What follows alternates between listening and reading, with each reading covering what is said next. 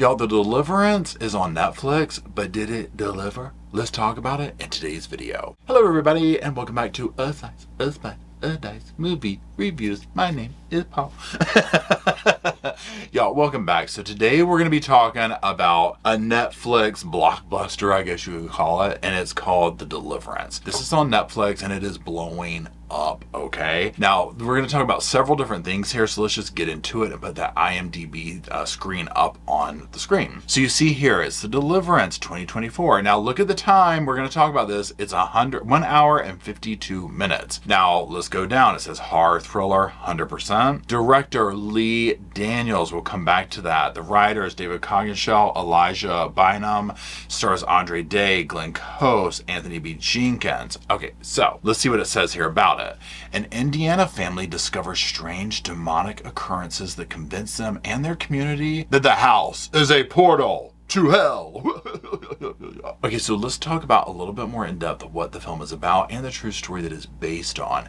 Now, again, like I always say, if you don't want to know anything about this, then don't be watching this either, okay? But we will keep it as spoiler-free as possible. So first, let's talk about the true story that it's based on. So this is based on the real-life persons of LaToya Ammons, her 3 kids, and her mother, Rosa Campbell. So this takes place in Gary, Indiana, the true story at least. And yes, it's familiar. There was 5 brothers who got up on stage and sang, who became very, very famous, and had sisters as well. You know what I'm talking about, the Jackson 5. Okay, so this was based on this family, and they moved into a rental home, and things very quickly went down south. So all your usual trappings of these stories, you know, flies around, noises, sun levitating off the bed, you know, things of this nature, right? So that's that part of the story. I don't want to go into too much detail with it because I don't want to give parts of the movie away, but that's what you're watching. This family, there's 3 generations. There's the mother, kids, and the mother's mother, so the grandmother, right, played by Glenn Close.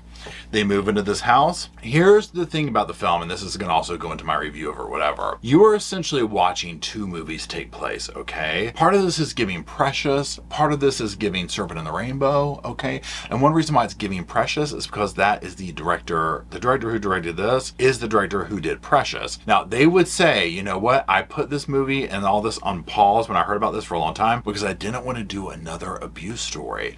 And that's where this will lead us into the 2 movies going on at once here, really. You have the legitimate story of this family and the perceived abuse that is going on in there. And generational abuse, okay? You're seeing extreme dysfunction play out for the first part of this film. That a lot of it, you're not really questioning. I mean, obviously you know it's going to be something because you're watching the film, right? So you're kind of waiting for that ball to drop. But you're mostly just watching this family and their dysfunction. You know, and here's the thing. We all have families for the most part. We all have dysfunction. It's just whatever your particular family looks like. One thing I have learned as I've gotten older is that the true horrors in life can be just everyday basic stuff, right? Dying alone, an illness diagnosis, putting food on the table, these things, right? As opposed to say, is Jason Voorhees standing behind my shower curtain when I open it? And this film does that very well. They give you a picture of the dysfunction of this family, and as little things are happening leading up to this, you almost don't question it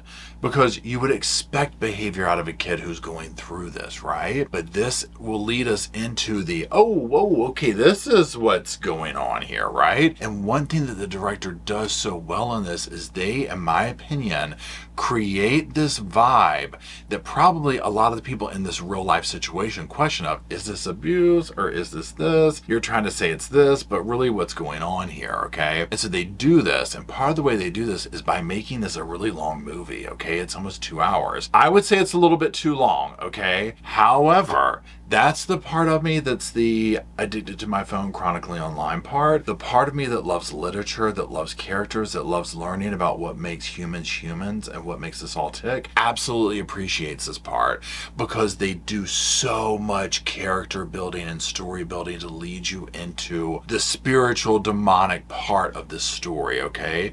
So again, by the time you get there, you already have claustrophobia. You already feel the struggle of the family. You feel all the issues going on, and then it's like, and now this, my God. Okay, so they do an amazing job at that. Let's also give accolades to the actresses and actors, the kids, everyone in this film brought their A game. You already know Glenn Close. Glenn Close she's gonna be doing some unhinged stuff, right? It is what it is. So Andra Day, amazing. Glenn Close, amazing. Anthony Jenkins, amazing. Demi Singleton, amazing. I mean, all of them were so great in this film. Anthony B. Jenkins, you name it, okay, they were amazing. Here's the thing with this film. The thing that is tricky about this film is that, again, just like in the other things, the characters have to be many things at one time. So in the beginning of the film, you have to, in a sense, have sympathy for the mother, but also very much question some of her behavior. You have to have sympathy for the grandmother and then question some of her stuff, all while wondering what really went on here. And then you have this empathy for the kids who are living through this and also protecting the family. You know, a lot of the thing going on in here is that whole thing of like, I can talk to my brother this way, but you better not. You know what I'm saying? And you see that very present, and all the actors and actresses bring that to the table in this.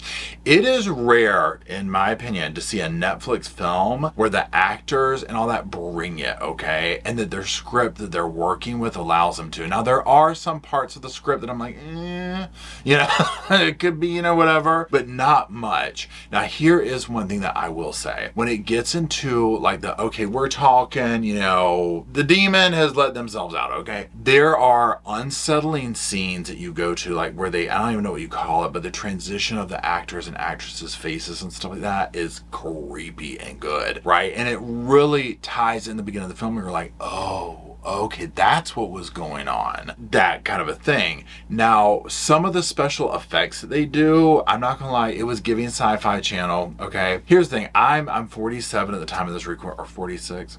I'm one of those ages, God help me, I can't remember. Regardless, what I'm trying to get at is, I lived through the 80s films, the 90s, obviously early 2000s. I'm sorry, you cannot tell me, but the stuff we had back then for graphics and special effects was better than all this fancy CGI stuff. I'm sorry. So it just is to me. It looks more real and whatnot. So some of the CGI stuff in this film, I was like, seriously? You know, like, do we need to can we throw a few more dollars at the budget with that? But overall, it didn't even occur to me, okay?